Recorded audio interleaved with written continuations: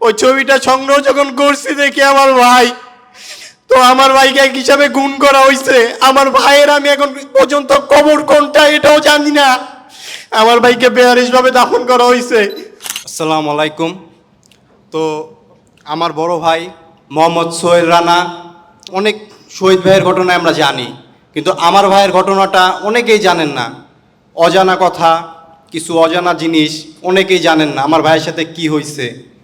তো আমার ভাই মোহাম্মদ সোহেল রানা 18 জুলাই বাসা থেকে বের হয়েছে। বের হওয়ার পর আমি সংক্ষেপে বলতেছি, তো বের হওয়ার পর আমরা কোনো খোঁজ পাইনি তার।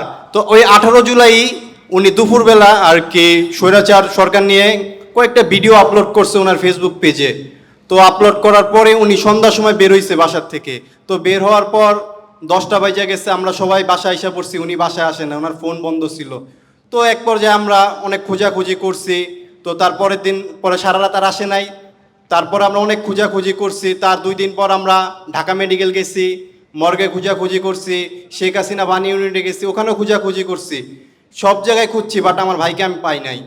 তো আপনার 1 মাস 34 দিন পর, বুঝেন, 1 মাস 34 দিন পর 21শে আগস্ট হঠাৎ একটা ফোন আসলো আমাদের ফোনে যে ভাই, আপনার ভাইকে, ভাইয়ের একটা ছবি ঢাকা মেডিকেলে ফোনের ভেতরে দেখছি, ছবি ফোনের ভেতরে দেখছে একজনের ফোনে, তাও 1 মাস 34 দিন পর।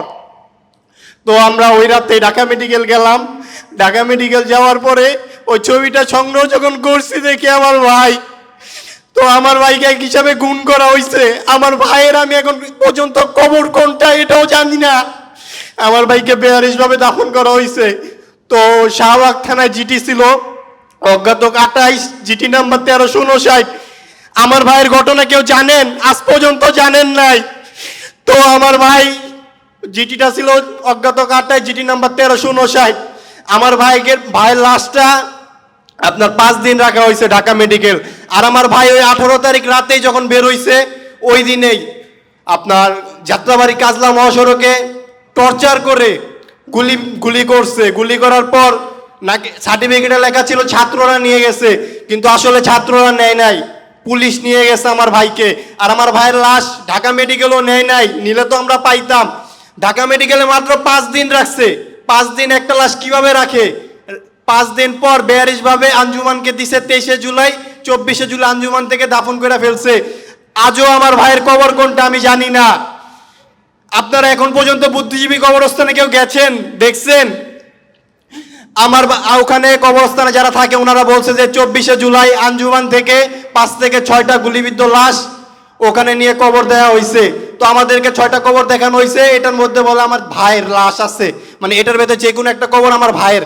আপনারা বাসায় যান, মিলাদ পড়ায় দেন, এগুলা কি মানা যায়? আমার ভাইটা দেশের জন্য শহীদ হয়েছে। আমার ভাইটার লাশটা যদি আমি দেখতে পারতাম, ছুঁইতে পারতাম, আজকে কবর কোনটা এটাও জানি না। আমার ভাইটার জন্য সবাই দোয়া করেন।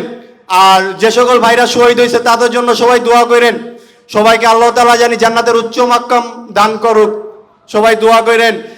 আর আমার ভাইটার কবর কোনটা এটা আজও আমি জানলাম না। আর আমার ভাইরে হত্যার পিছে, এই শহীদ ভাইদের হত্যার পিছে যারা আছে তারা এখনো ওপেনে ঘুরে বেড়াচ্ছে, ওপেনে ঘুরে বেড়াচ্ছে, চলাফেরা করছে। তাদেরকে ধরেন, এই বাংলার মাটিতে নিয়ে আসেন, নিয়ে আইসা কি বলবো ভাই, বলার ভাষা নাই। ওরা মানুষ না ভাই, জানোয়ার বললো জানোয়ারকেও ভুল করা হবে, জানোয়ারকেও অসম্মান করা হবে। এখনো পর্যন্ত আমার ভাইয়ের কবরটা খুঁজে পাইলাম না আমরা। বলেন ভাই, আমার মা বাবা ভাই বোন সবাই পাগলের মতো হয়ে গেছে, আমি তাদের আকার কিভাবে সামলাবো ভাই বলেন? আজ পর্যন্ত কেউ আমাদের পাশে আসে নাই। তো এখানে মাহবুব ভাই আছে একজন, ওনার মাধ্যমে আজ আমি এখানে আসছি। ওনার ঋণ আমি কখনো ভুলতে পারবো না। আমাদের পাশে এখন পর্যন্ত কেউ আসে নাই। আমার ভাইকে বেয়ারিশভাবে দাফন করা হয়েছে। আজকে আমার ভাইয়ের কবর কোনটা এইটাও আমি জানি না।